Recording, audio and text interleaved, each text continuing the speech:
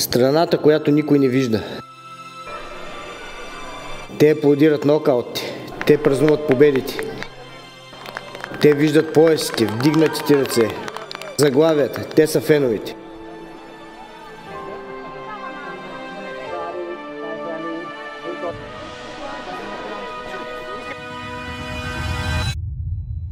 Но не виждат сутрините, започващи по тъмно, когато тялото моли за почивка.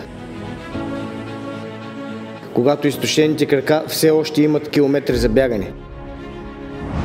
Ехото от въжето за скачане удръщо пода на празната зала. Тишината на утрото, когато повечето хора още спят. Не виждат болката по дутите ръце, натъртените ребра, главоболието след спаринг.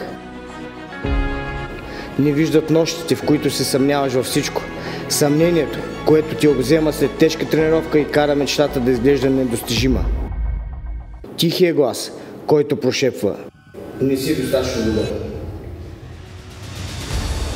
Не виждат жертвите, пропуснатите рождени дни, вечерите прекарани в тишина, неприетите обаждане, избледнелите приятелства.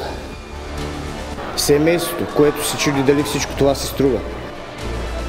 Любовта, пожертвана за мечта, в която само обсебените вярват. Те виждат битката, но истинската война се води много преди първия гонг.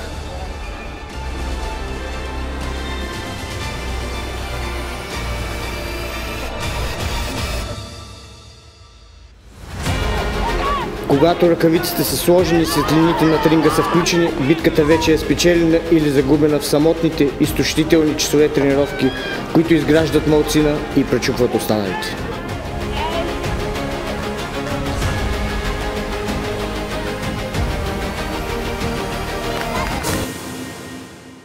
Това е страната, която никой не вижда.